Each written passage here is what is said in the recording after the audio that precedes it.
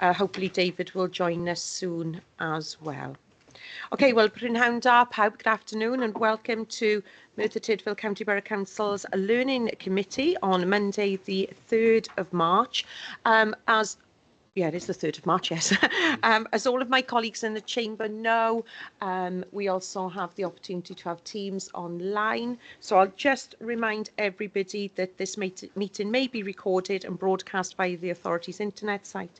Images and sound recording may also be used for training purposes. And I won't reiterate, the microphone system and things like that. I think we're all pretty au fait with it now, and we don't have any new members, so I think we're okay. And just welcome to everybody, to Gavin, Sue, Adele, who am I missing? Jill, Jill as well, and obviously Gareth, our cabinet member as well. So as I said, good afternoon and welcome to the committee. Item number 1 on the agenda is apologies for absence. I have noted apologies from Jeff Beard and Claire Jones, and as I said, if David can't get online, then we'll just see what's happening with him as well as the meeting goes on. Okay, agenda item number 2, are there any declarations of interest? No? Okay. In that case, then we'll move straight on to agenda item number 3, which is attendance in schools. And to take us through the report and to lend support to the report is Gavin and Adele, but to take us through the report is Councillor Gareth Lewis. Thank you, Gareth. Diolch, Lisa. Prynawn da, everyone. This report is about attendance in schools. I think it's well known that regular school attendance has a positive effect on children and young people and a strong impact on learner outcomes, standards and progression. Regular attendance supports the development of literacy and numeracy skills, and analysis shows that examination outcomes link strongly to attendance rates. Missed lessons can mean missing key information, skills and ideas, and good attendance supports pupils to have the best possible chance in life and to maximise their potential both in terms of academic achievement and future employability. It also has a positive effect on emotional and physical well-being, and establishing good attendance patterns from an early age is vital for social development. This report provides the committee with an update on attendance at primary and secondary schools across the county borough and specifically looks at attendance data, persistent absentees and the use of grant funding aimed at adding capacity to improve attendance. The table of 4.1 of the report shows attendance rates and trends for secondary and primary schools up to the 23-24 academic year, and attendance rates for this year's autumn term are shown in 5.3. At 4.4, the persistent rates of absenteeism are shown, and persistent absence is defined as pupils whose absence levels is less than 10%, and this definition came into effect in September 2023. The report also highlights work of the Education Workforce Service in reducing persistent absenteeism and how they work with community-focused schools to support families who are experiencing attendance issues. The use of FPNs, fixed penalty notices, is used to challenge persistent absenteeism, and the table at 5.24 shows the number of fines issued last year and so far this year. Furthermore, implementation of an attendance action plan has seen a number of successes, and these are outlined in 5.27. The ambition of Merthyr Tydfil is to be in line with the Welsh average, and for this to happen, attendance does need to improve. And within that improvement, we need to have high expectations. The focus to improve attendance continues, and the final part of the report at 7.0 provides details of the strategies to improve attendance. There are 2 recommendations within the report. At 2.1, the content of the report is discussed and noted, and at 2.2, members consider if there are any aspects of attendance they wish to scrutinise further. Thank you, Chair. Thank you, Gareth. I'll open it straight out to colleagues then. Are there any questions in relation to this item? Paul? Yes, if I may start with, the report is comprehensive in terms of the actions that are being taken, but to me it is missing a couple of features which I think might be useful. There doesn't appear to be much in the way of causal link in the report other than mention of holidays. There's no comparative data then with other authorities then of similar scope. And there's no data then that shows then any schools in the area which may be exemplars that we may learn from. The reason why I mention this is because I fully acknowledge how difficult that this is then for us then to deliver. I'm a school governor and I'm responsible then for driving up improvements myself. But I'm looking to see whether or not there is anyone who's been able then to improve significantly from the position that they were previously in. Now, I accept that there's lots of issues which may then be triggers and causes then behind all of the facts. But the fact is that we are bottom of the table in terms of secondary, and we're 19 out of 22 in terms of primary, and that can't be accepted. And that can't be accepted at all. So in 2.2, we ask then whether there are any other aspects of attendance we'd like to scrutinise. I'd like to start off then, if I can, by asking then for comparative data. Do we have any comparative data which we could look at? Yeah, we've got some good points raised. We can provide comparative data. We monitor attendance data in a whole number of ways. So we have the information around what is holidays, what is sickness, what are other reasons. We can break that down by school view, and we can also provide comparative data across year groups in any way you want, really, in terms of comparing particularly high schools. When it comes to primary, it's a little bit different because there's a large number of them, but we still can provide that data if you'd like to have a look at it. Yeah, for sure.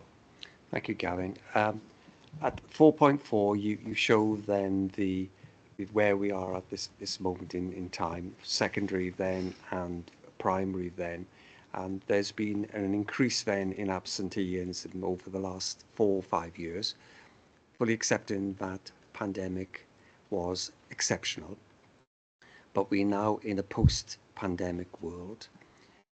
Have you been able to establish, again, any reasons why there is a difference between where we are now and where we were in 2019 in the main, even though I can see that there are some improvements in recent years? What we've found is there is a high number of authorised absences, and that's across the board, but especially in secondary schools. And a lot of the authorised absences are due to mental health, anxiety. So we're finding that that's increased quite a lot, especially since COVID. So obviously, you know, the schools and us are working together with regards to referrals to the appropriate agencies, and that's the early help, CAMS referrals, counselling, and then whilst we are waiting for the agency support, a number of those pupils are on a reduced timetable as well. So across the board, really, it is the high authorised absences, and that's as well attributed to sicknesses. We've had, especially in the autumn term, there's been quite a high number of sickness absences, and that's been for chicken pox in the main, whooping cough, bugs, you know, your usual sort of illnesses. In one school, we had 82 pupils off in one day in December. So that's the reason for the autumn term as well. Then, you know, that sort of absences there for that term. Could I suggest that would have been useful if that was in report? Now, obviously, you can't record every minutiae there, but things such as the mental health issue, which obviously I'm cognizant of, and the fact that you have then these outbreaks of viruses, diseases which are going around then, that might have been useful if we could attribute that then as being a particular spike in a particular area, so that we can look at the core data. If I can then go on from there, what I also noticed was at 5.4, we can see then a clear pattern there where in primary schools, there's an improvement over the years up to year 6. There's a slight dip between year 6 and year 7, which seems to indicate to me that transition isn't going too badly wrong, or it's going quite well, and there doesn't seem to be much dip. But there is a marked dip in years 8 and 9, which seems to suggest that something's going wrong in secondary school, or that year of birth then for those children provided those children then with weaknesses then to sicknesses and diseases, which I can't rationalise. Do you have any idea as to why we are seeing then a decrease in attendance in years 8 and 9, where it's then beginning then to go up again from year 10? Again, we run the it is mental health. That's what we're finding, and that's across the board with the 4 secondary schools. So we run half-termly group attendance reports, and that's broken down into gender, FSM, year groups. And looking at the 4, when you're looking at the whole, all of the secondary schools, that is that trend, and it tends to be girls rather than boys as well. So what we've done is, following on from that, we've used our sort of targeted support then with regard to two secondary schools in particular, where we have seen that dip, especially in year 9. So we've put targeted support to those schools and had a look at the cohort of pupils in that year group and looking at the girls and working more closely with that targeted year group. So that's the sort of work that we are doing at the moment. So that has been sort of, noted for us. But again, it is mental health and it is anxiety. Now, you see, you've sparked my interest, because we're seeing now some characters which are appearing. You can see that there's a difference between gender, which again isn't in the body of a report. I do have some other questions, but I'm going to give way now because I think others would like to ask. I'll come back if I may at the end. Thanks, Paul. Okay, anybody else? Nat? So on 5.25, it mentions the attendance audit. I looked over the attendance audit last week, and one of the questions on there was, does the school have a parental engagement policy? Does the local authority have a model policy for schools to use? 'Cause I couldn't find anything on Hub.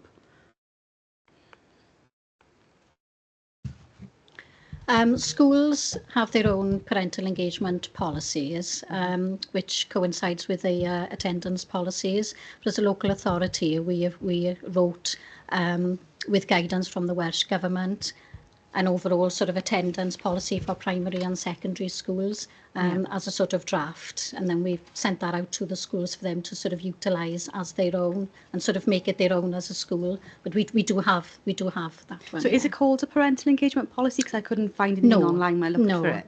Because on the audit, it actually states, does the school have a parental engagement policy? So that's more maybe go and look then to see if there was one, a model policy, and then 2, if there was one that school have strictly called that. And I couldn't find anything on, basically on Hub at all. I've seen some communication policies. I'm on an attendance committee myself, so I know a lot of the work that goes on. Yeah. I'm here as a primary parent representative, and I suppose what I want to gauge is what support do the local authority give schools and school staff to help them build the relationships with parents? So rather than just how we communicate and send messages, each way, what support is there from an engagement point of view? Is there any for schools and school staff on how to, I suppose, build relationships with parents? And that's broader than attendance, isn't it? Yeah. That's a whole school approach with their parents. Yeah. So like Adele said, in terms of attendance, there's a section within the policy that is a kind of a steer towards that. Yeah. But there's no requirement. We're not requiring them to have a specific policy around engagement with parents around attendance. Yeah. I don't know whether, Sue, you're aware of anything more broader than that? Yeah, I think it would come in with the work that the community focused schools team are doing with the schools at the moment to actually look at that parental engagement. Family engagement is a key part of the work that community focused schools teams are doing. It's one of the 4 pillars that they are looking at. So they are working with schools to actually see how they can address that sort of family engagement aspect of it. And I think it will differ from school to school. I think the attendance policy that Adele referred to, in one cluster, it has been pulled together as a cluster policy.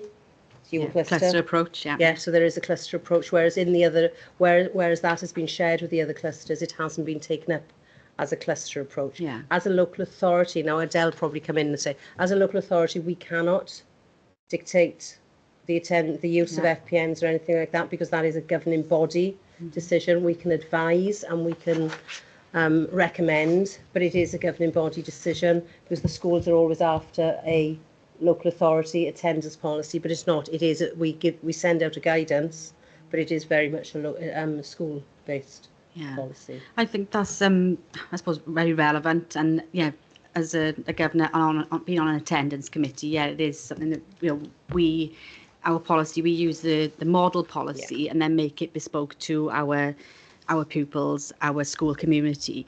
It's just, I think I'm wondering whether maybe is there a gap with parental engagement and getting parents on board to actually speak about what they think. So not just my child's off ill and then you're being called in or you're being contacted. Do you have any kind of forums or anything where you actually work with parents? Have you considered anything like that where you can ask parents to be involved and have more input? Not just those then that are experiencing concerns with attendance, but where, we can, as a parent, I can engage with the local authority and with the wider system.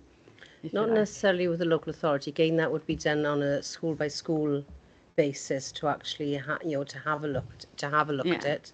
It's not. That's not to say we couldn't develop something, but it is basically, it is very much attendance. Whilst the local authority, you mentioned about the support that local authority gives the schools.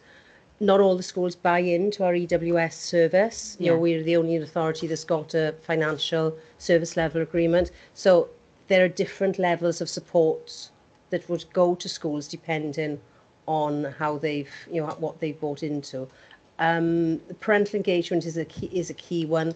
There's a lot in the press about attendance. There's a lot in the press about mental health and children deciding that they don't want to go to school and being supported by parents. For whatever reason. So I think we've got to do a piece of work, particularly with our secondary schools and particularly with girls, to see, why don't particularly with the young people themselves, why don't you want to go to school? Is it the curriculum? Is it the teachers? What is the reason why you have suddenly stopped from actually having a reasonably good attendance to having a poor attendance? What stopped? It's a piece of work that we need to pick up with youth services and sort of look at. Yeah, it's a piece of work we've started to a certain extent with the additional capacity that we've got in place.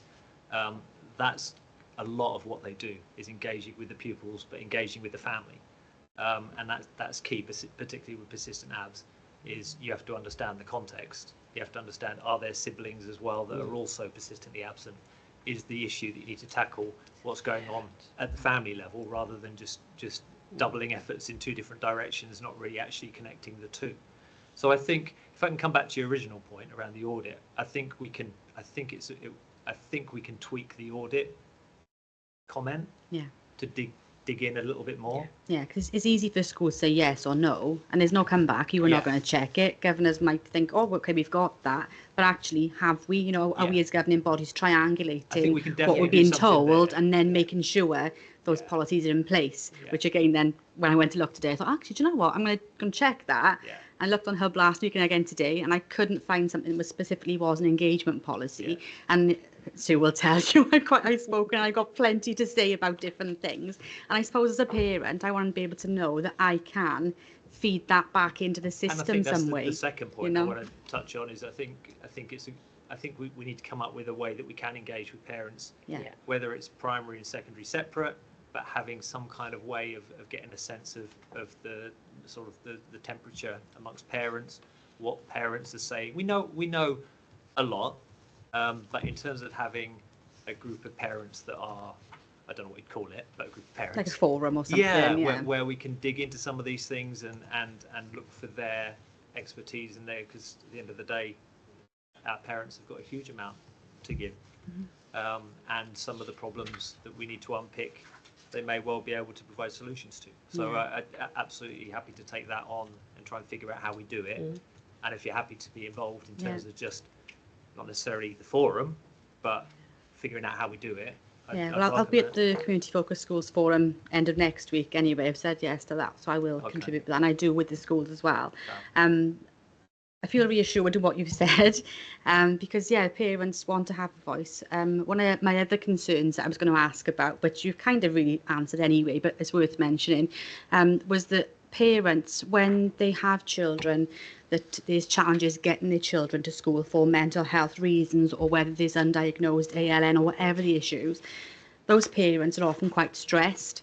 And I think maybe there could be some work that could be done on how schools can maybe support parents with, okay, understanding that parents are upset or could come across as angry and frustrated. I think that was something I was going to lead on to and ask about that. But I think if you do have some kind of forum, that could be something that could come up as well then. And I think it's easy to forget that if you've got, for example, 90% attendance and you focus on the 10%, you've also got 90% attending. Yeah. And of those, there will be some that are where parents are having to bust a gut and are busting a gut to get their children into school. There's a lot of that. And yeah. they're attending, but it's not necessarily the effort that's been put in to get there is not necessarily reflected. Yeah, schools don't necessarily see the child coming into school, but don't see everything that's gone before getting and the child into school. And our focus then obviously is on the data where we see the gaps, and that's what we're focusing on, because they're the ones not attending. Yeah. But there is for sure learning to be had from those that are busting the gut and those that are just, as parents, there's good practice going on that we can at least explore. Thank you.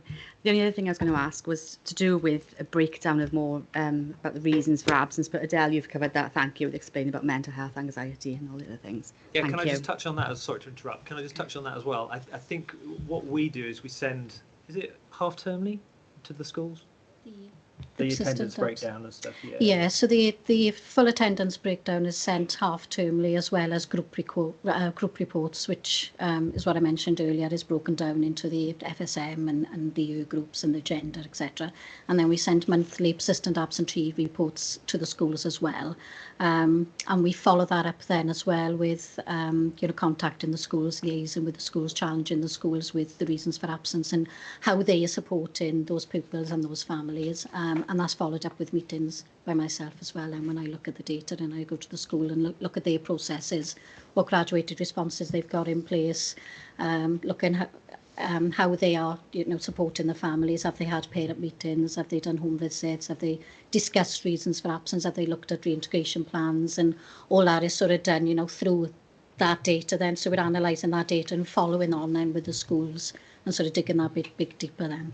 But we could certainly come up with a data pack that we could share with you that would be fairly robust in terms of its breakdown, in terms of ALN and free school meals and boy-girl, by year group, by reason, those kind of things that would be useful to you to see, to have that broader context that don't really fit within a report necessarily. Yeah.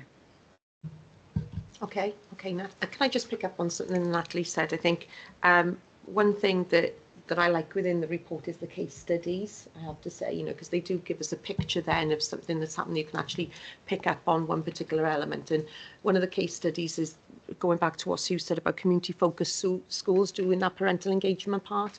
And at 5.41, you've got that parental engagement with regards to ALN transition support. And I think that could be mirrored with attendance, parental engagement with attendance. And we've all been there, haven't we? And it is difficult, especially if you are a stressed parent and you're trying to get that child to school. But I think picking back up on Paul's point about comparative data, and then just on some of the breakdowns, especially when we look at a one school of 82 absentees, I think what we could do is just, and we've talked about it before as a scrutiny, is that mental health issue, because that's wider than just the schools and what the schools can do. That goes to health board, that goes to our colleagues in social services, etc. So I've just made a note of that I think, we'll just perhaps dig a little bit deeper on that when we talk about recommendations in a little bit. Okay, bear with me. Councillor Michelle Jones, could I just ask you to put your camera on, please, because when we're in scrutiny, we need cameras on, if that's all right, and or council meetings per se, I should say. And I'm going to go to Lawrence next. Thank you. Okay, thanks. Just picking up on you mentioned about the reports that you send out half-termly. I know we used to see them as a chair of governors. I don't see them lately. Is it possible to send them out to chair of governors as well? Because we used to have them, I know. I've actually just written that down as a note to say worth sharing data. We send to schools with, I've said attendance governors. Sorry, as well, Lawrence, but yeah. I don't think it saves. I would have hoped that head teachers would share them, but I think there's no reason why we've got a list of attendance governors and chairs of governors that we just simply send them out as a matter of course when it goes to distribution list, fine. Yeah. Yeah, exactly. As I mean, used to. So Yeah. that's fine. Thank you. Yeah. In right, in this section where we want to be, in paragraph 6.3, it says targets need to be both aspirational and realistic. High expectations are central to the target setting process and to providing the conditions that enable all pupils to realise their potential. Can you explain how a target can be aspirational and realistic, please? Yeah, so what at one point the ambition was, and still is, that we would be at the Welsh average or better. And what we found in discussion with head teachers was that if they were that far away from that they were never going to get anywhere near that target. So we did a piece of work with head teachers where at an individual level we dialogue with each head teacher around our proposed target. There's a little bit of discussion back and forth about what that is, so it's done in a co-constructed way. We want it to be stretching, so it's ambitious, but we also want it to not be so stretching that actually it's not attainable. And therefore it's both aspirational, stretching, and realistic, can be achieved if the circumstances are right. It's contradictory because aspirational, if you look it up, it says, like I say, it's like a wish, therefore it can't be realistic. So the phrasing doesn't seem to make sense at all. Sorry, it doesn't make sense. If you aspire to something, that's not necessarily a wish. That's, to me, and when we were looking at it, it was a stretch towards. Yeah, but it's not realistic then. Well, it can be realistic.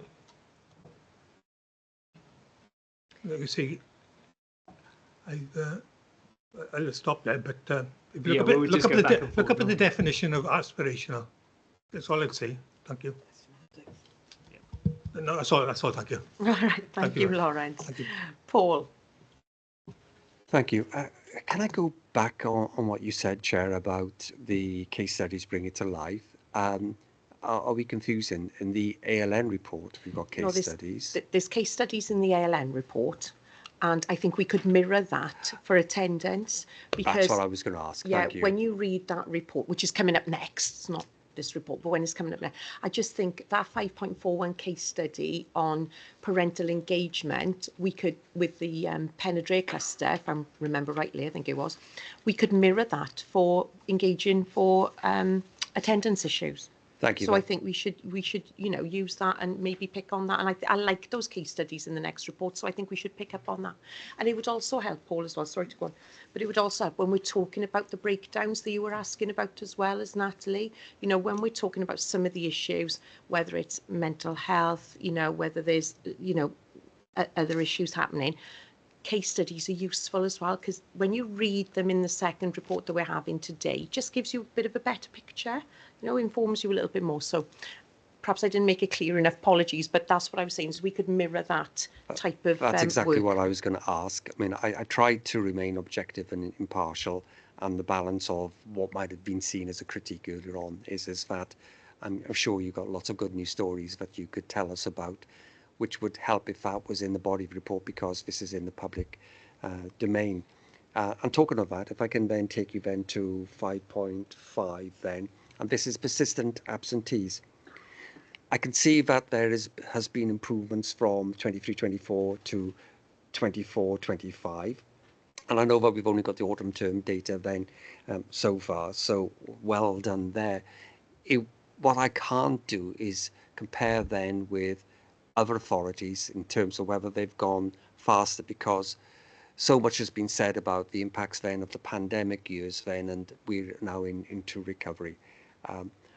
I'm also interested in that group of persistent absentees to see whether or not, again, there's any characteristics such as ALN, which we're going to be discussing next, whether or not then we could be able to find then some common denominators so that we can hang our hat on then, so we can better understand then what are the common drivers then for absent behaviour. If I can then take you on then to 6.1, this is where I am going to be pedantic as ever, because that is my want. It says at 6.1, oh, I tell a lie, it's not 6.1, is it? That is 6.1. I'm reading the long one. Put your glasses on, Phillips. I beg your pardon.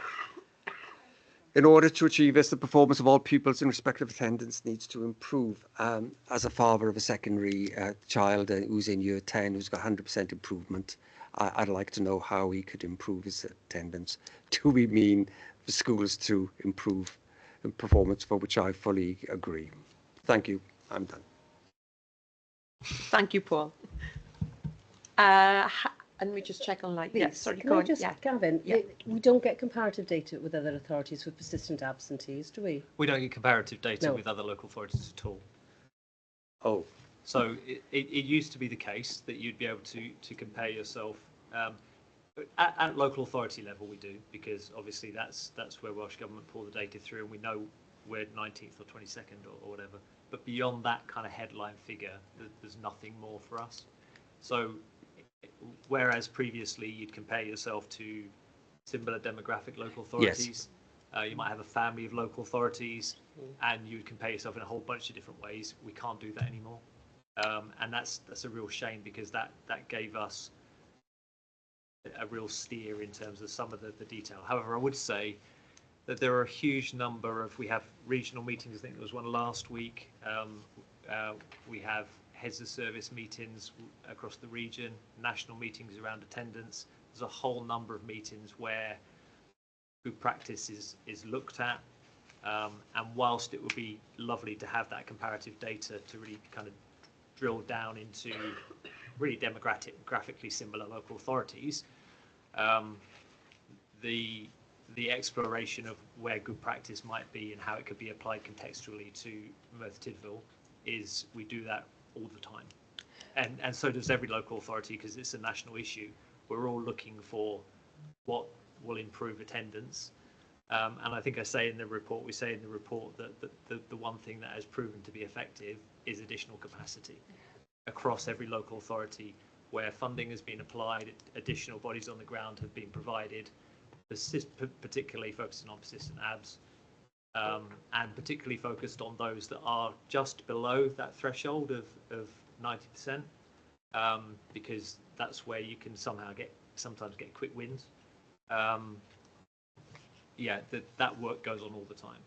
I'm sure you do. The only issue is that we are asked then to scrutinise then the performance then of the authority then in terms of attendance, and we've got no means of being able to do that, other than obviously I accept what you're telling me, Gavin. There's no question about that. But if we are then to reassure the public that every means is being taken, that's why I asked then earlier on about any exemplars out there, so that we can actually then go and look to see whether or not it is feasible for us to mimic. And I know that's not always the case, but thank you. Sorry to come back again. We have explored. We visited a school in Caerphilly. We've visited a school in Blaen y Gwent, where there was good practice and is good practice, but how that then applies to the context, it sometimes derails it. We've done the same with the Vale of Glamorgan, where we've looked at good practice. You spend a whole morning with them. This is a true story. Spend a whole morning with them where you're dazzled by what they've achieved, and then you find out that they received a huge amount of funding to do that, and they readily acknowledged that when that funding ran out, they wouldn't be able to do it anymore. So it's got to be contextually doable, but I absolutely take your point. There's good practice going on in our schools in different ways, and we need to make sure we need to do better and making sure that's applied across our schools. I take what you're saying, but again, you've given us then the solution. The solution is more money, and it may well be that there would be a recommendation then that come then from this committee then that we look then to funding from somewhere, Welsh Government or elsewhere then, to be able then to help us to get out of the state that we're in at the moment, where we are bottom of the table.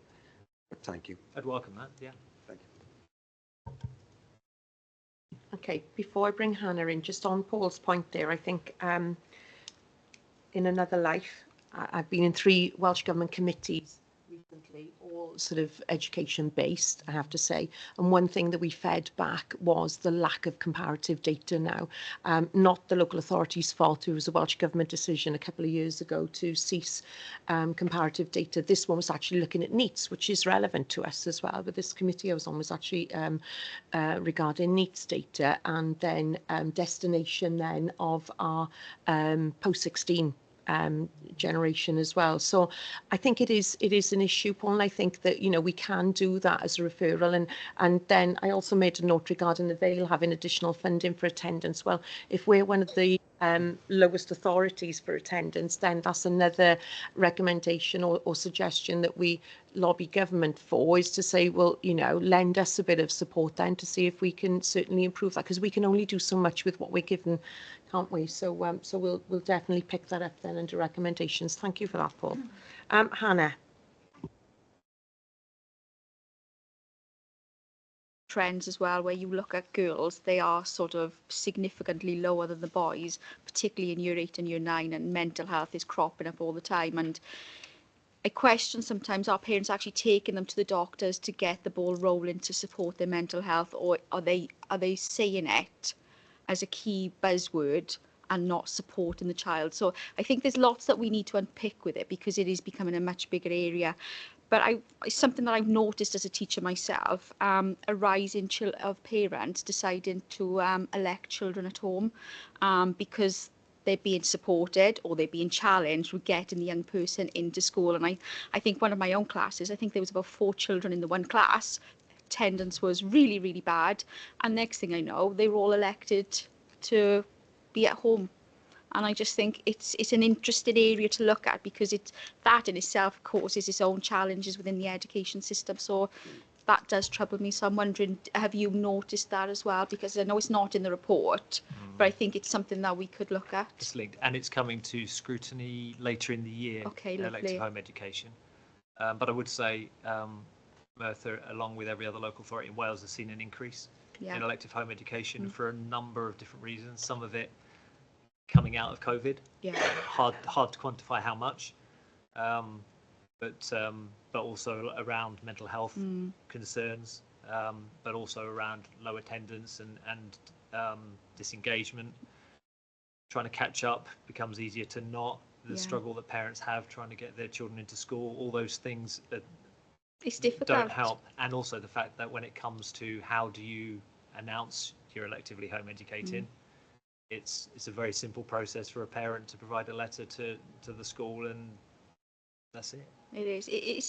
It's interesting, because when you look at COVID, children are not engaged in education at the same level they were prior to COVID, even down to turning up to exams. Parents have phoned in and said, oh, well, my child doesn't want to do an exam today.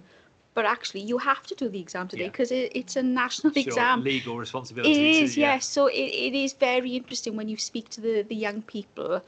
Their aspirations for learning and sort of striving for success has completely changed. And I think it's done something to them. All that time at home, it's almost... I suppose it's a trauma in many respects. And I don't think we'll see how it's impacted our children for many years to come, but I think it's good that we're looking at it now, and I look forward to seeing the data that you provide of like breaking down for the actual reasons why they're not coming to school, because it's going to be nationally a massive piece of work if every authority does it. Because it is now. I mean, I think we have per 1,000 people population the second lowest in Wales, but we've seen the number increase, particularly at secondary, and it's an area that we're very much focused on. Because we want to make sure that pupils do get a suitable education, and some of those where we're seeing elective home education,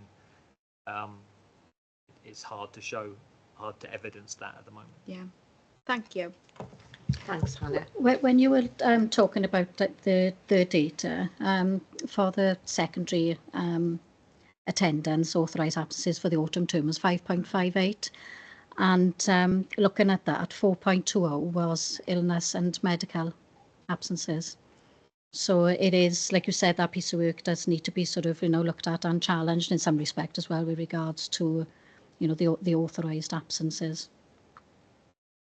Thank you. Okay, I'm going to bring Michelle in and then Clive. So, Michelle, sorry, I did see Michelle's hand up then, Clive. Apologies, and then I'll bring you in. Thank you, Chair. Just a quick one You're to on mute, Gavin. Councillor Jones. Oh, am I on mute now? We'll just check sound then, because you've come off mute, but we can't hear you. Bear with me a second. Can you just nod that you can hear us? Yeah. Right, okay. Bear with me.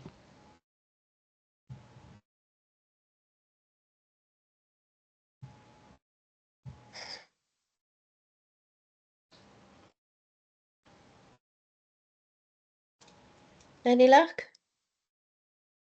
Mm.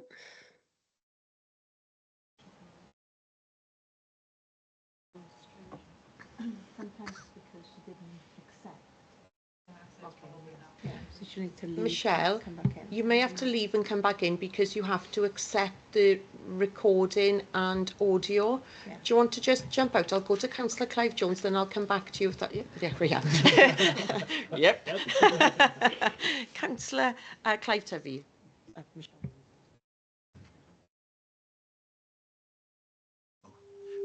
I was just going to ask, these two inclusion officers that we've got now, at the end of the year, are you going to do a study to see exactly what they've been doing and whether it's made any impact or whether they could be used in some other form, really?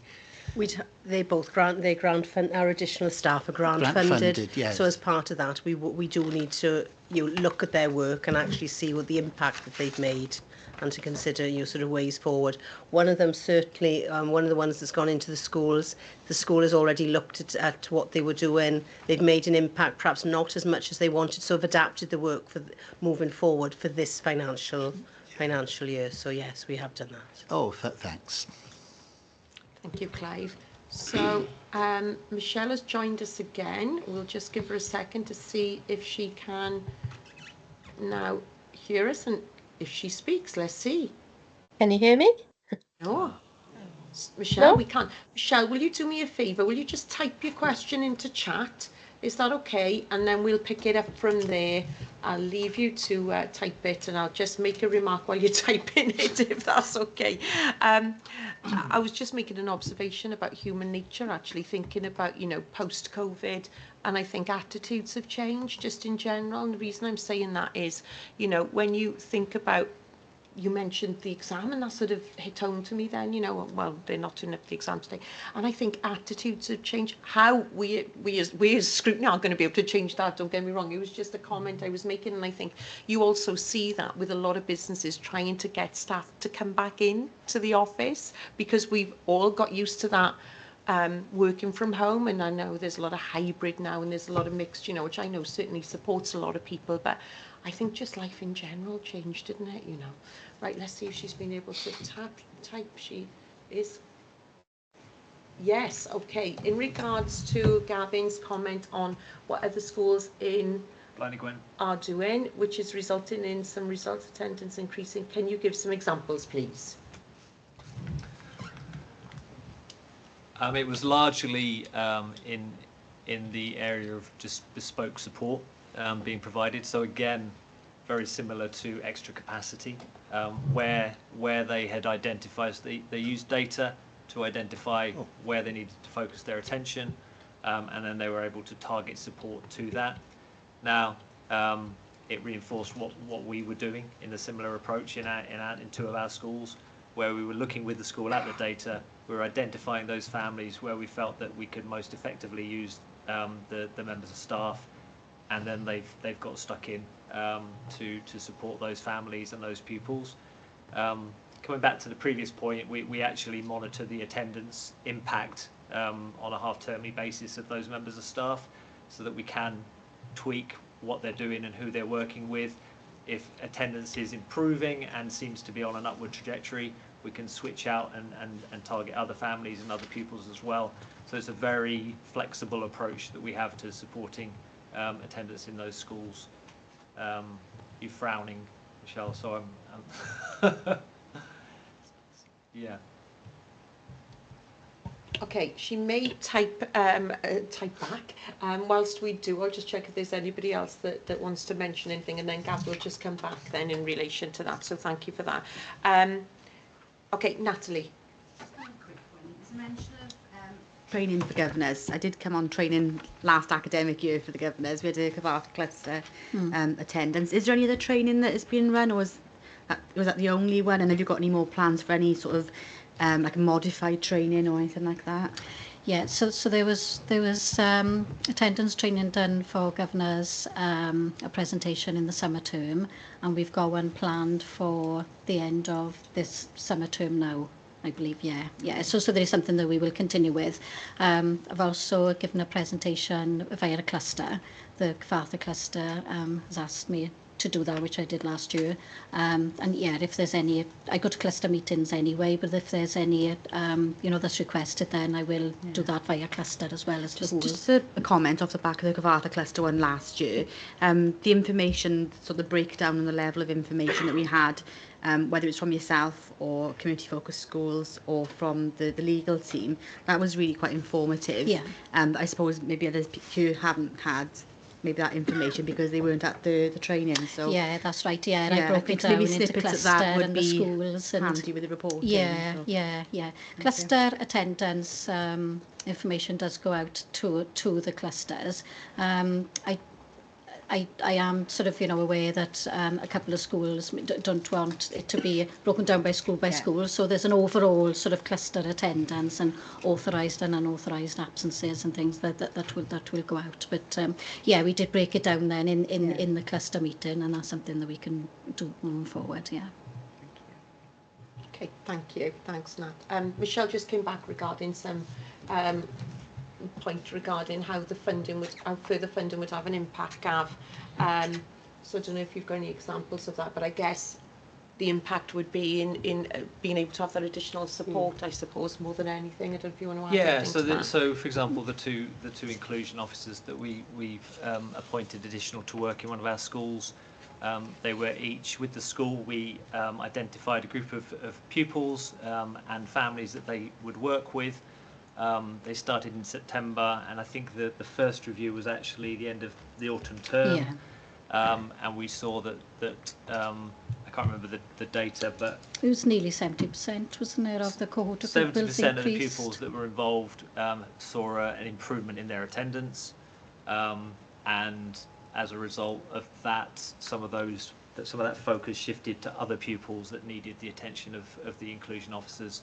So it's basically a resource to do direct work with pupils, with families, to try and encourage attendance, to unpick causal issues that might be restricting or reducing attendance. What we saw when we looked at what other local authorities were doing was basically a similar approach. So while it was flagged up as this is good practice, go and have a look, when we looked at it, actually it reflected what we were planning to do anyway. So it didn't give us anything extra in that sense.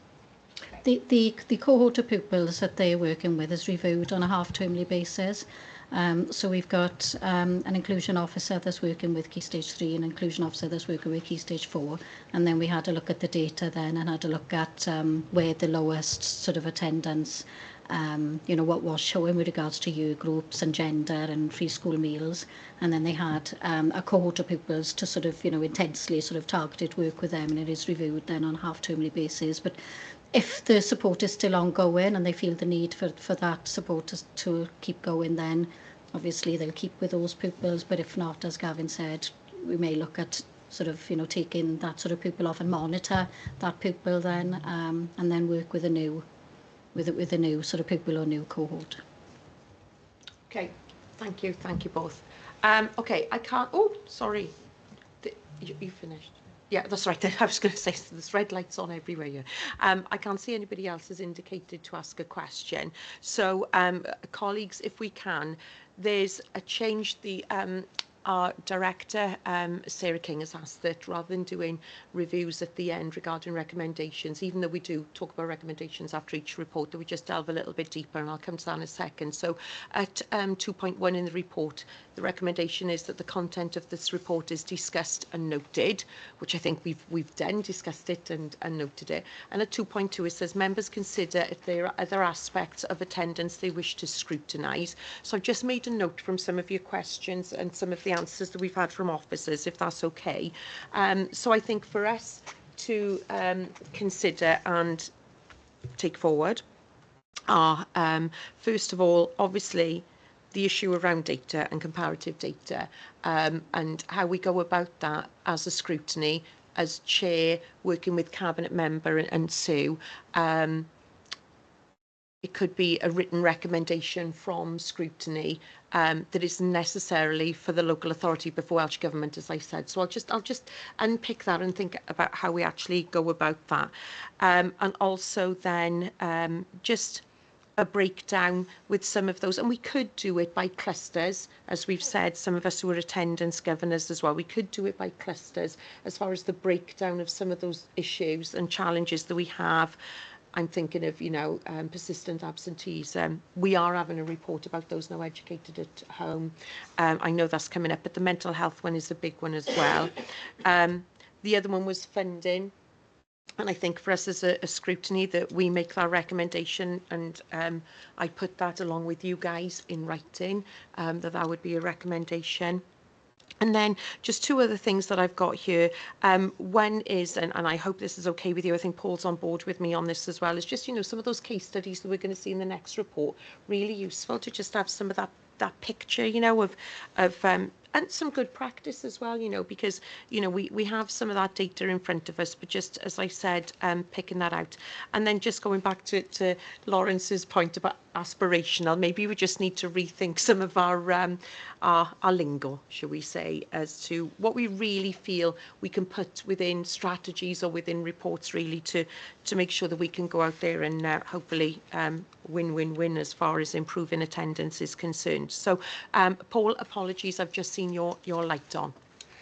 Yes, I fully accept that if the data isn't available, then it can't be shared. So that's understandable. But that relates then to the persistent absentees. I think what is available, though, is then the comparison between local authorities, and also then the data then between the schools then that we have then within the authority. It would be useful if in future those could be then supplied to us then by way of appendices.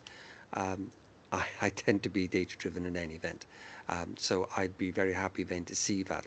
It might be that colleagues might not need that, might not feel the need, but I certainly do, so that I can then say at the end of the scrutiny that I agree entirely then with the outcomes of the scrutiny, and that we as an authority are doing all that we can then to be able then to address the issue.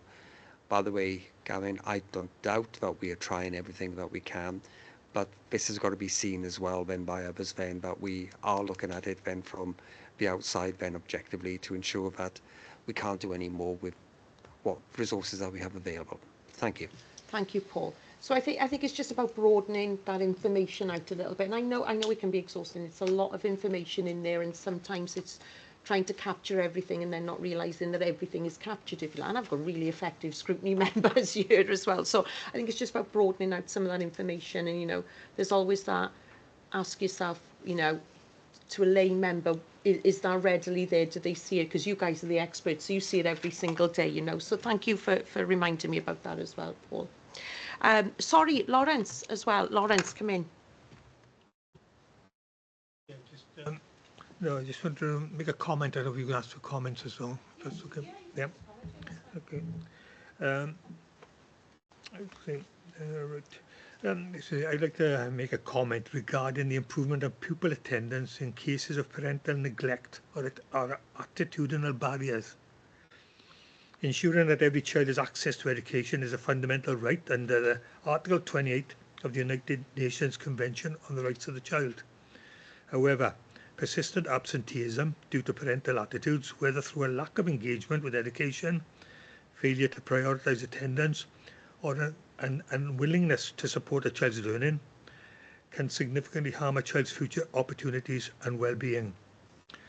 In some cases, this may be considered educational neglect.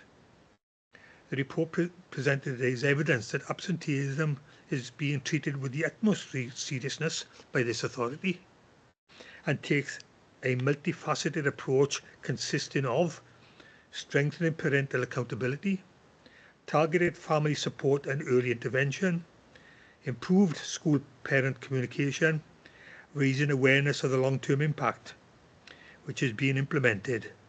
However, as the numbers are still causing concern, how can this support embed attendance into safeguarding policies? As I believe local authorities and school should treat chronic non-attendance as a potential safeguarding issue. Thank you. Yeah, thank you, Lawrence. That's a really good point, actually. I've just made a note of it. I know we've got Jane making proper notes as well on his record, but I've just made a note of it because, of course, I forgot to pick up on the point that Natalie made about parental engagement, and that also comes into an element of what Lawrence just said as well. But there's also that key word there about safeguarding. So I will pick that up as well, Lawrence, under the recommendation, so that we can just, because, as you know, we review attendance every year. We do that because of our statutory obligation as well, no legal duty, as Lawrence has pointed out there. But I'll pick up on that bit about safeguarding as well, and chronic absenteeism, and is there, you know, what's going on behind that, if you like. Okay, so I know we touched upon it, but I'll pick up on that as well. Okay, thank you, Lawrence. Thank you all. Adele, Gavin, I know you're here anyway for the next report, but thank you, Adele. You're more than welcome to stay with us for the next report. It's totally up to you. Okay, thank you. We'll move on to the next report then, which is item 4. That is a review of additional learning needs, the ALN system, following the implementation of the ALN Needs Education Tribunal Act 2018.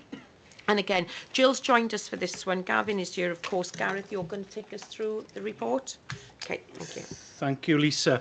The Additional Learning Needs Educational Tribunal Act 2018 introduced a new statutory framework for supporting children and young people with ALN.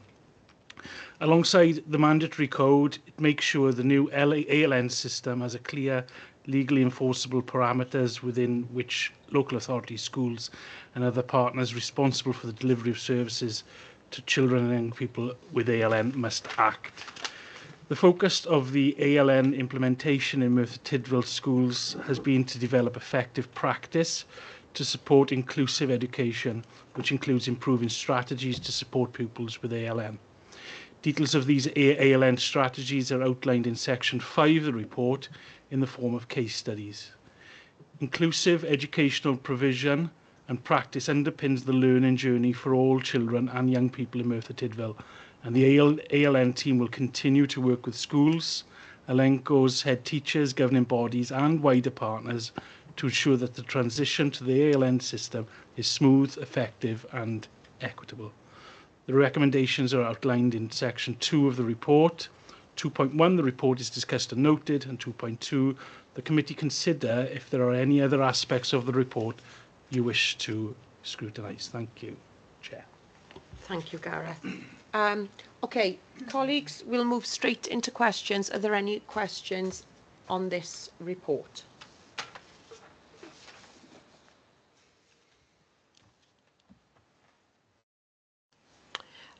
Paul. I've just got the one question you'd be pleased to know, and that is 6.1.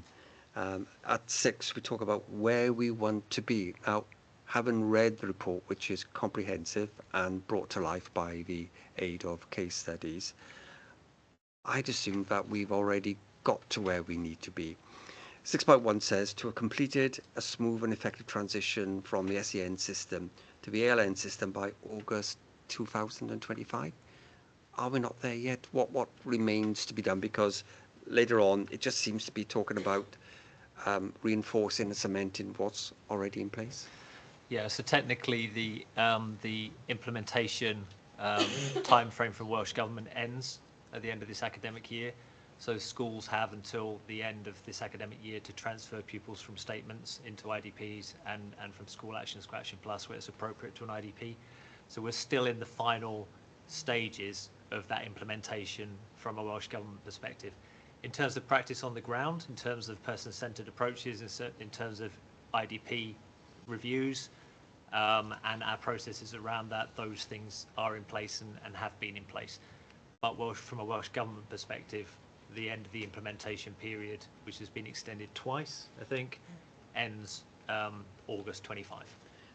Does that mean that there's anything else that we need to do? In terms of, we need to ensure that all of those transfers have taken place. We know from the latest PLASC data that there are still some pupils in our schools that are on School Action Plus, and that needs to be unpicked and addressed because they shouldn't be. So we just need to do a piece of work around that. I would say, in terms of those things, it's just fine tuning rather than significant implementation, because the significant implementation has taken place.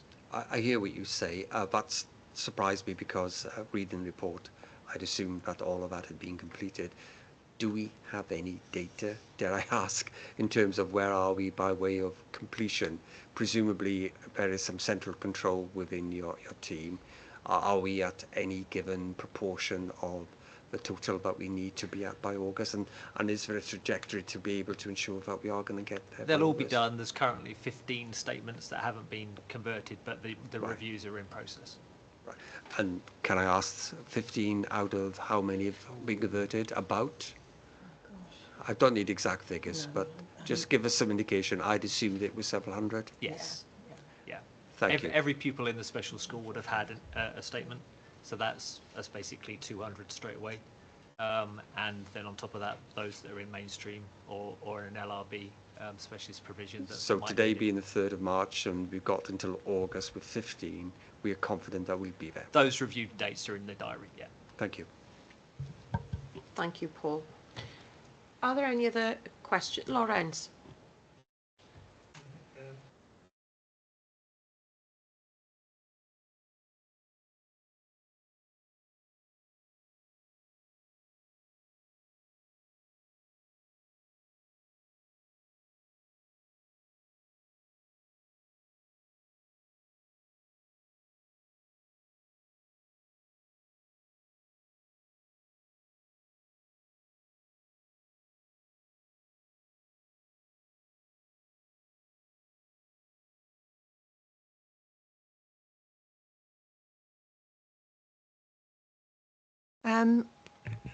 Yeah, it's a good question, Lawrence. The work has been ongoing for the last 3 years, and some really good work has gone on. Lots of head teachers. We've tried to include head teachers from all schools. Anybody who wanted to be involved with those task and finish groups were involved. Revised panels and procedures was a very small group, and we set up a pilot for the new panel, ALM panel processes, and actually that was a really positive outcome there, because we've included now, we have head teachers, a head teacher and an Elenco who attends every single panel, which wasn't the previous practice, and that was directly from the task and finish group. I think we all agreed that that would be the way forward. It's a collective decision-making process, and the head teachers add a different perspective sometimes from schools. When you're looking at referrals to panel, you get the schools, individual schools' perspective, but when you've got an Elenco and a head teacher from another school on the panel, you can get a different view as well. So they've really added to the discussions. The whole process of the panel is now much more efficient, more focused. And I think we hold the panel meetings online, and I know we talk about not being in the office, but actually the Teams panel meetings are very efficient and very timely. We report back to schools now much more effectively, so we report the outcome of the decision, we report the rationale for that decision, and we also report back next steps. And that was something that schools wanted, because I think they felt at one time that some of the reporting back from panel was rather stark. You know, if the decision didn't go in your favour, then they would have questions to ask. So it was very important to them to have what the outcome was, what the rationale for the decision was, and most importantly, I suppose, in many ways, the next steps. So that's been very, very efficient. We're still reviewing, we're still finding that times frames, IDP reviews, how we fit all that into the statutory duties and the time frames we have to look at, and also how we allocate places to LRBs. Because at this time of year now, we've got all the referrals coming in following IDP process. We've got our LRB placements to make. So it's how do we do that, and how do we do it fairly and equitably and transparently? And that's, you know, still something that we have to look at. We've got new provisions. We've been looking at capacity in Greenfield. So it's a fine balancing act at this time of year. But I think the process, the panel processes, are really very transparent, and I think they're equitable. We've had a recent audit. I'm sure you've seen the audit, and that was very positive about the systems and processes in place in local authority. So that's the revision of the panel procedures and processes. The LRBs, well, perhaps you'd like to talk about the LRB group, Gavin. Yeah. Yeah, so along with all of the others, really, we really cherish the involvement of our head teachers in this work. The last thing we would want as the local authority is to impose a system, and what we're seeing develop is a real co-construction. So if I just lean away from LRBs for a moment, we completed the work around reviewing funding models, but then it came back around, and we're now doing it again with a group of head teachers as part of the budget forum, involving them to look at how we can make it more sustainable, more flexible, more consistent in approach. And so whilst the original work was completed, there's further work to be done. And I think that the same will be the case with the LRB work. As we establish new provision, as we're going through consultation at the moment with two provisions, with one in Cyfarthfa, with one in Dowlais, as we've done with the Welsh medium, and as we'll do with others in the future, we want to engage in discussion with that group, and it's a valuable resource for us as a local authority, and it's a valuable opportunity for schools to input into that process. So there's some element of the LRB work to be completed still around roles and responsibilities. That's being done in conjunction with a pilot that we're actually running at the moment in terms of looking at how the special school can support LRBs. And so that work is ongoing. In terms of ALN funding, I've just touched upon that. And then the overall ALN head teacher steering group is key to this. And we meet termly, but it's an important touchstone for us to work with that key group of head teachers around what we're planning to do, what we're thinking of doing, how they can input and their suggestions and engagement in activity, because they're at the coalface. And when it comes to things like capacity and provision and funding and process, having an understanding of what their views are and what will help make life easier for them, which was one of the driving forces around the Task and Finish group, that's key to us in terms of how we establish provision going forward. Okay.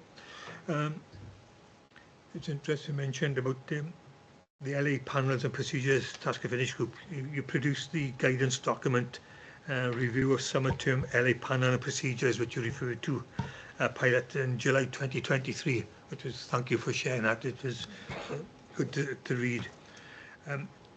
Why is this version still being applied? Why isn't it being finalised with a formal agreement for its implementation by its key stakeholders? You're obviously applying it. I just wonder why it hasn't been formally, finalised. I think it could be finalised into a final document. I mean, all schools have had a copy. It's been shared at the Elenco Forum. Head teachers have had a copy of the new format. But I think it could be put into a final document, yeah, by all means. Okay, thank you. Okay, thank you, Lawrence. Any other questions on this report? Pat. Thank you. We were sent a link on email after our pre-meet last week, and it was identifying ALN. This is one of the pages off the website, local authority website. It said, what should I do if my child has ALN? What happens when a child or parent raises a concern? And then it goes to what happens if my child doesn't have an ALN, and what happens if I disagree. But it doesn't say on there what can I expect as a parent if my child does have ALN. Now, as obviously I'm a parent, I've said before I'm ADHD, diagnosed as ADHD. How could I or any other parent find the information on what we could expect from a school with regards to what support? I know we could go trawling through the Welsh Government website and looking at the Allnet ourselves and looking at IDP, but where could I, as a parent or any other parent, find something straightforward and simple to say what we could expect if we've got those needs? On your school, am I on? Yes. On your school website, there should be. Why wouldn't it be on the local authority website on that page as well, though? There is the guidance document on the Welsh Government document, though, on the local authority website. But if you want the way the school has implemented the ALN code, then you will have that on your school website. Yeah, I'm just thinking about kind of like what strategies, for example, could I expect? I've been on numerous parenting courses. I knew I was neurodivergent before I saw neurodivergence in either of my children. And I've massively upskilled myself. I've got so much knowledge that I've been on numerous courses that schools have offered through the exchange counselling service, and the course has been fantastic. But I feel like there's something that's missing, in as much as I go on these courses and I've yet to find a golden nugget of something that I can use to ensure that my child is being supported in school. So they talk about all the parenting, the things you can do as a parent. And what I often end up doing is sharing my own experience with other parents and helping other parents on the courses, but not really take anything away from myself on what I can do or expect from the school, whether it's strategies or anything really that kind of gives me something easy, straightforward to use of what I can do to support my children and what I can expect from schools. So you're suggesting that should be on the Yeah, I suppose. website. I'm asking where I could get something like that. That's straightforward to use. And why couldn't I have something like that? You're telling me what I can do if you don't have an ALN. Well, if I don't have ALN, it doesn't matter really. I just read it, and clearly it says if they don't, what can you do? And then there's a gap, because it should say then if they do, what can I expect? And it should lead then to something else in terms of explaining the process. Yeah, I just would like something like that, please. I looked at the YouTube one, yeah. It was short and sweet, but it didn't. That isn't what is needed. So we'll fair point, make it a recommendation, and we'll happily. And I'll happily that's fab. Give my voice on that. I just want to make sure that parents are represented, and we've got the parental engagement, and that if a parent, all of us have struggles, whether you're neurotypical, neurodivergent, but a lot of the time when you're a neurodivergent parent, or even if you don't realise you're neurodivergent yourself, or you're not, but your child is neurodivergent, that automatically puts so much pressure on you as a parent. You don't need any other pressure to look at where I can get help or who can I phone. You just want some simple information. And we want to make that very accessible, in the sense of, I mean, if we could get an ALN code to just do a video to camera, this is what would happen, this is how we do it. It ceases to be words that you have to trawl through. It becomes a much more accessible thing. But you're right. Thank you. I will say some schools are doing this very, very well. If you look at Tre Lewis's website and some of the films that are on theirs, they're excellent.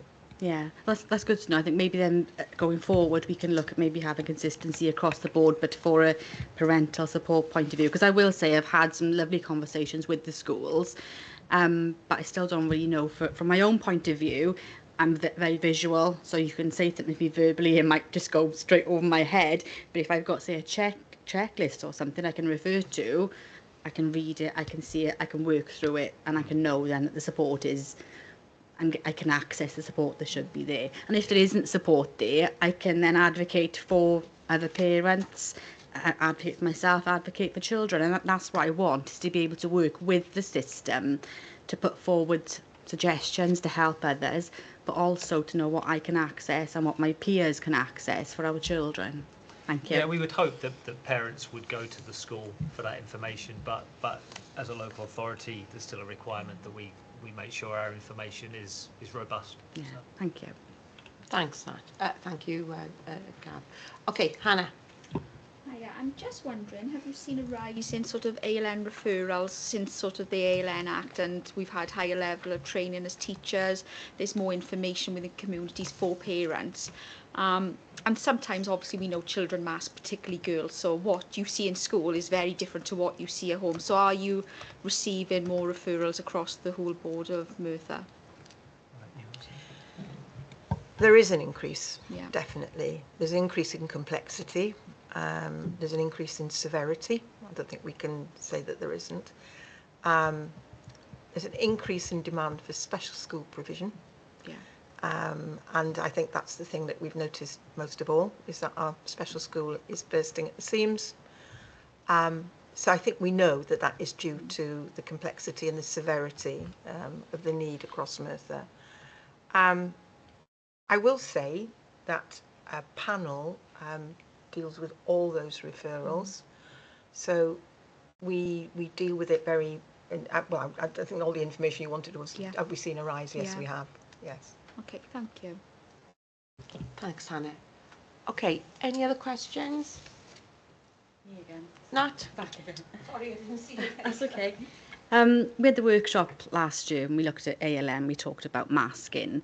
Do you think there's been a shift, or have you sort of made a point of trying to have a shift in how you work with families of children that are potentially ALM where the children are masking? Because that's a really difficult one for schools, isn't it? Yeah, I mean, our colleagues in Educational Psychology Service will talk about the Vineland assessment, where we have a school assessment and we have a parental assessment. And sometimes they can be very different. Yeah. And that can tell two stories, can't it? You know, but very often there are real issues when a child goes home after masking all day in school. So it's something that we are aware of, but the conversation has to be much broader than that, because, you know, sometimes you can have a situation when a child is presenting perfectly well in school. Academically, they're making really good progress, but then we see this other side from home, and real concern from parents. So we are aware of it, yes. Yeah, thank you. And while I'm on, I'd like to make a comment. I'd like to say thank you to Sue. When we had the Community Focused Schools workshop last month, I can see you've taken the feedback on board, and that's been showing through the ALN report and also in the attendance as well. So thank you for that. And I suppose, again, when I go to the Community Focused Schools forum next week, I'll feed in about the ALN side of it as well from a parent point of view. So thank you. Great, thanks, Natalie. And it is useful, and that's part of your role as a scrutiny member, you know. So yeah, they do listen. I promise. I promise. I know, but I think it's worth. I want to mention, say thank you. That thank you. I've noticed it. Thank you. I know. I'm sure. Thank you. Okay, I can't see any other indications for questions then. So what we'll do is we'll go to comments and recommendations, if that's okay. Oh, Lawrence, apologies. Jump in. No, just a comment, if that's okay. A comment, just if that's okay. It's disappointing to find out that to this date, the ALN steering group has not found it necessary to amend any of the process and procedure documents highlighted as needing review by the Scrutiny ALN Task and Finish Group report, which was presented on the 6th of March 2023. The report's recommendation 7.3 addressed this, which stated that all processes and procedures be reviewed and updated so that clear roles, responsibilities, expectations and timeframes are included, etc. These processes should be signed off by the professionals involved in them. That's all I'd like to say. Thank you.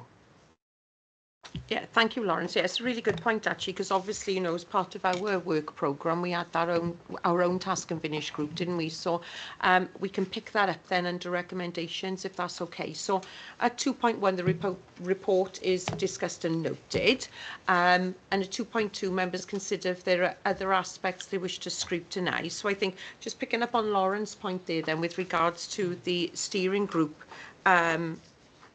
report and the feedback from the task and finish, the scrutiny task and finish group, because there's a number of task and finish groups, Bruce, the scrutiny task and finish group.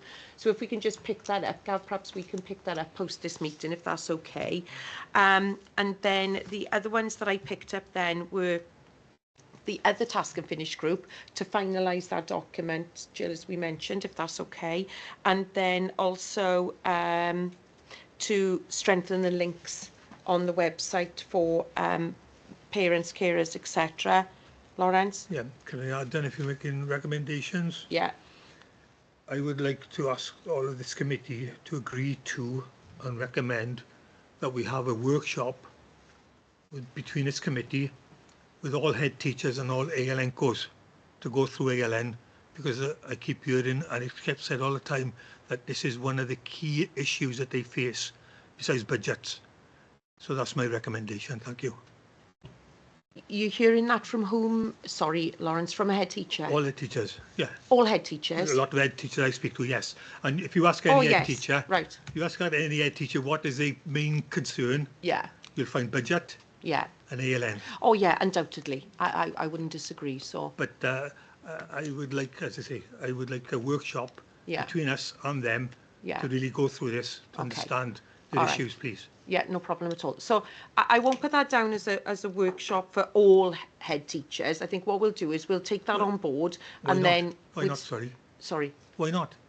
Well, we're saying that all head teachers have an issue. So if you just let me finish, I'll just explain then. So what we can do is we can just put something out to all the schools, and if there are particular head teachers who would like to join us, because not all head teachers may want to join us, but if there are particular, if there's a particular group of head teachers that really feel strongly about this, then we can invite them then to meet with the scrutiny and take that forward. But I'll do that via Sue if that's all right. Then I agree. It's for them to decide whether they want to or not. Sorry, I didn't mean exactly. No, I totally agree with that.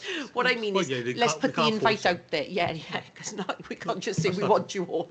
So we'll just put that invite out there, and I'll liaise with Gareth, the cabinet member, on it as well. Then, sorry, Lawrence, was there somebody else you mentioned in that audience, or did you just say scrutiny? ALNCOs. Thank you. Sorry, I knew there was. So we'll just think about that invite, what it can look like. I don't know whether we call it a workshop or whether we just call it, let's think of another buzzword. Whatever. Let's think of another buzzword, but I'll take that forward then as well. Yeah. Okay. Right, sorry, what did I say? Those links as well, Natalie, for the website, which Ian Scafford said he'd take on board as well. I didn't have anything else written down then. I think just taking those forward, if that's okay. Officers, did any of you want to come in at that point, Sue, or anybody okay? Right. So in that instance then, that's that agenda item done. Officers, we are now going to talk about the forward work programme. You're more than welcome to stay. Or Gareth, no, you can leave, right, okay. You'll stay, thank you, Gareth, for staying. And we'll move on to agenda item number 5. Bear with me as I just move down my screen, colleagues, hang on a second.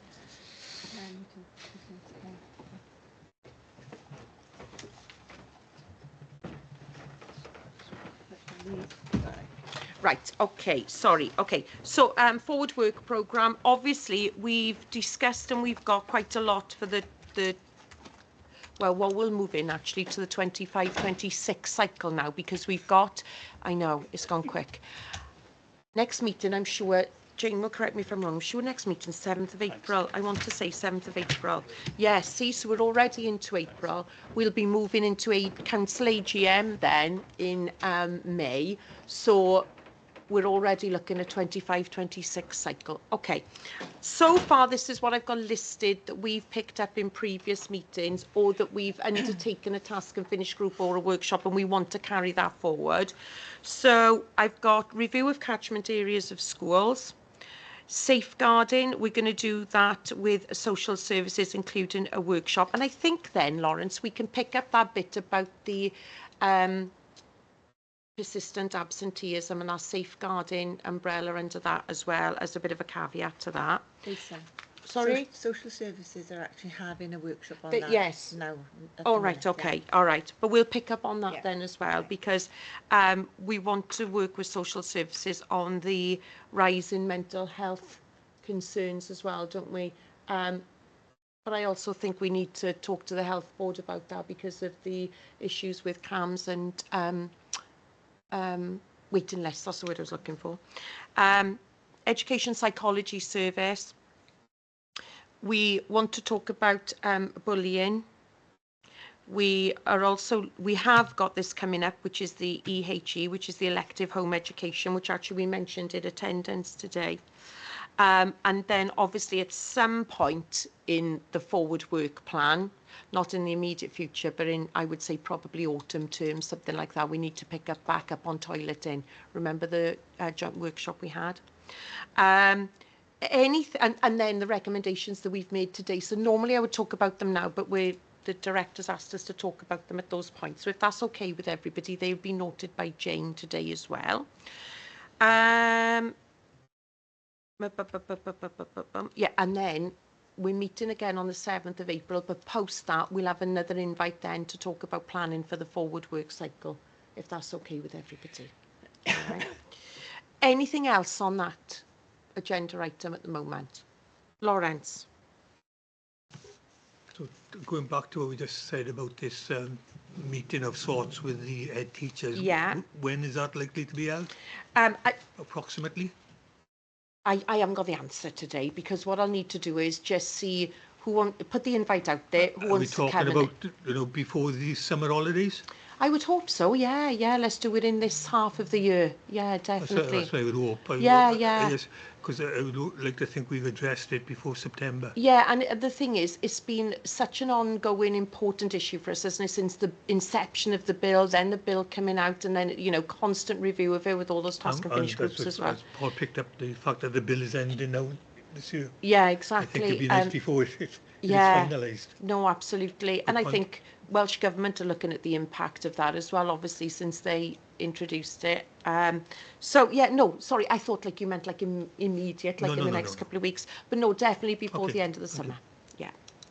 Okay. Anything else from anybody on that agenda item before I move on to number 6? Okay, number 6 is scrutiny referrals. The Cabinet member and I met today, informally I should say, for a nice coffee, yes. Cabinet member, thank you, with a member of public. A member of public who's actually got a daughter in one of our high schools, but who is a former protection officer of the royal family and politicians. And the reason that he wrote and got in touch with myself, and then I subsequently got in touch with Gareth, was because obviously the issue that school had in Ammanford with regards to knife crime, and then having some really sad consequences as far as pupil attacked and 2 teachers attacked. Fortunately their lives weren't taken, however it could have been far different. And then, whilst we had those discussions, there was obviously 1 or 2 incidents in schools in England as well.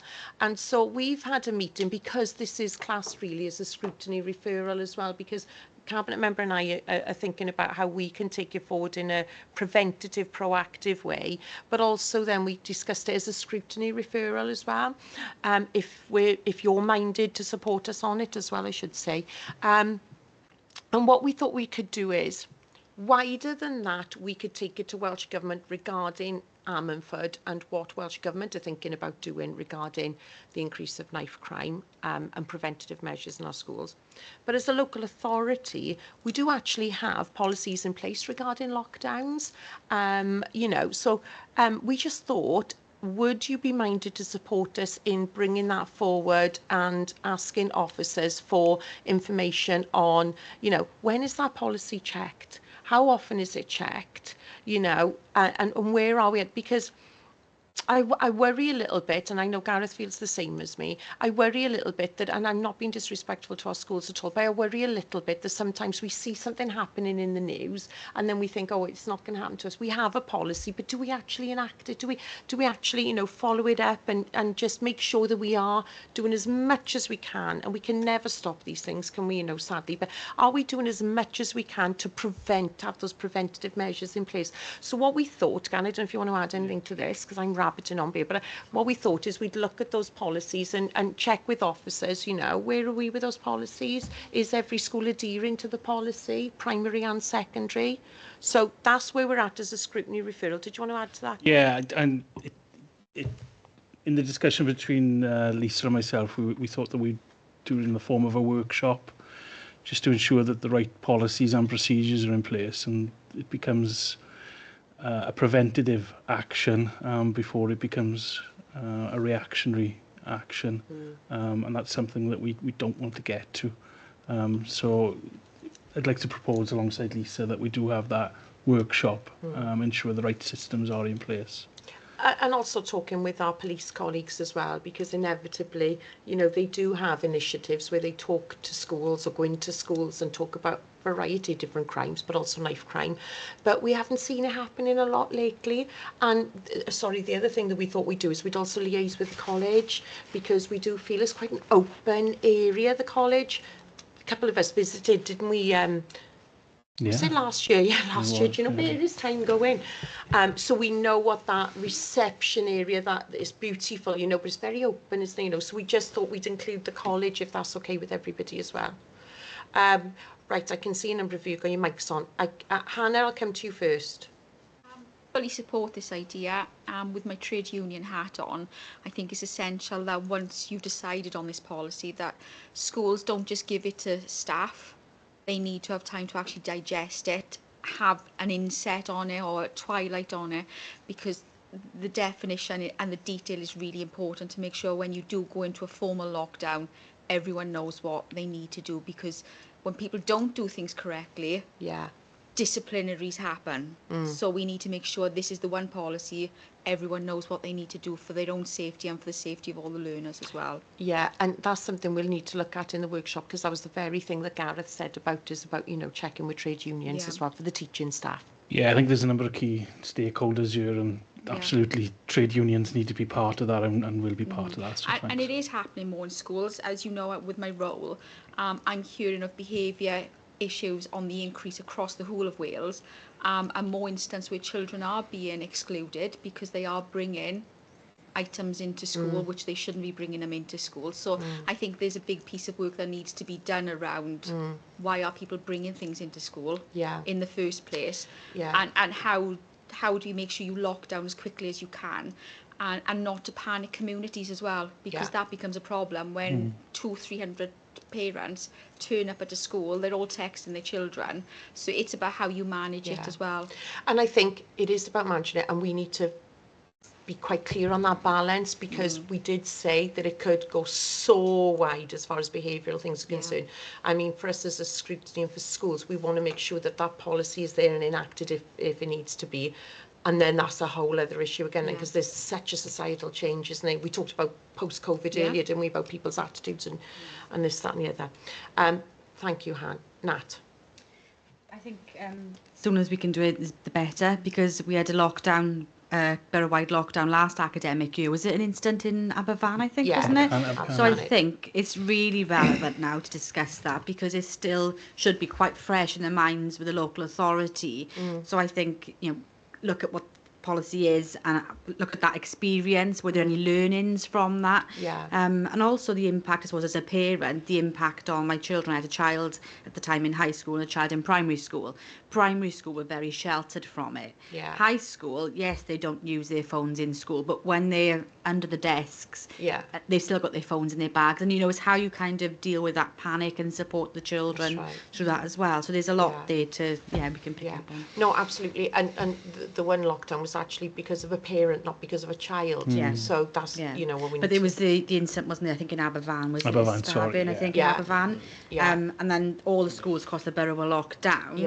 But there was messages coming back and forth to parents from children. Oh, we heard there's a stabbing, and Yeah. you know, these kinds of things. And It gets a bit. yes, and it's the children, Yeah. the panic of the children. From my point of view as a parent, I was quite comfortable. My child was safely locked in school. Yeah. But it's how we also support the staff right. and the children. You know, making sure there's measures in Yeah. place to support them as You're best right. as possible. And then for Gareth and myself, it was also the lockdown, but knowing how to deal with somebody who presents themselves with a knife. Yeah. Particularly knife crime we were Yeah. looking at, you know, because when you look at the Ammerford situation, it was a very difficult Yeah, situation. definitely. It needs to be Yeah. training, doesn't it? Yes, and that goes back to the trade union involvement then as well with our teaching staff. So thank you, Nat. Paul? Yes, we have policies, and I know that as a governor, we've reviewed these in the past 18 months. And yes, we did have practice last year when that incident happened in Aberfan as well, which proved that it worked. The difficulty I think that we as a scrutiny committee will have is whether or not we can actually confirm that all schools then will be able then to fulfill the drill once we get to the situation when it was for real or where there's an alarm goes off. Yeah.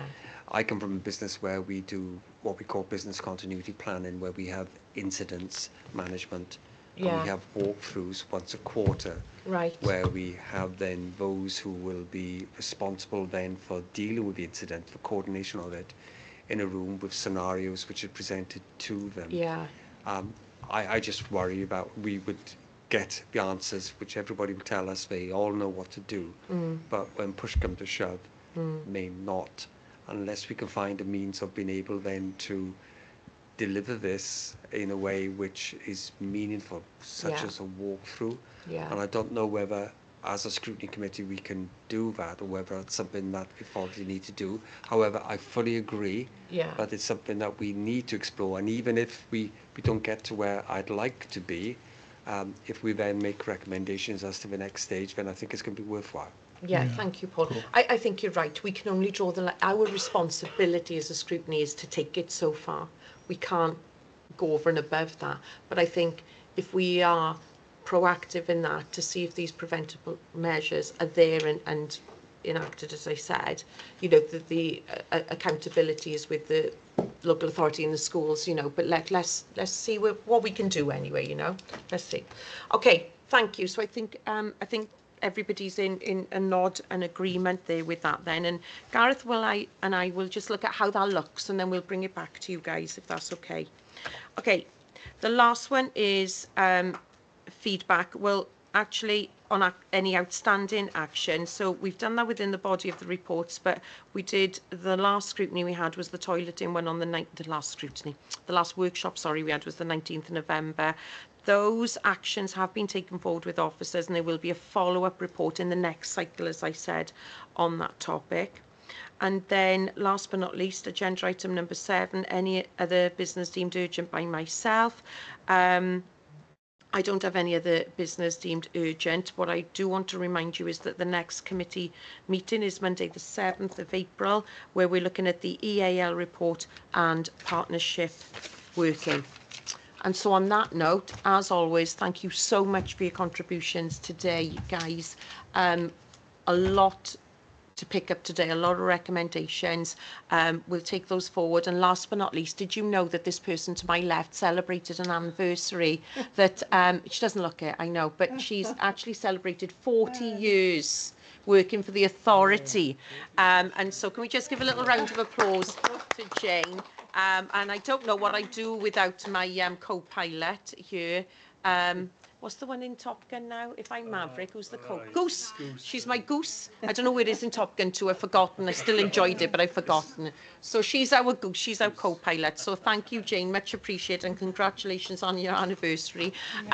Thank you all so much, as I said, for your contributions again. And I shall see you all on the 7th of April. We'll get some of those dates on the heads meeting invite, Lawrence, and how we're going to take the knife incident forward as well. Nat. Of course it was, yes. But for anybody that wasn't in the CFS workshop, we did have community-focused schools, so we've got that as well. We did. Yeah, I know a few people have missed that. So It's been just a want to mention that. It's been a long winter. Bring on spring.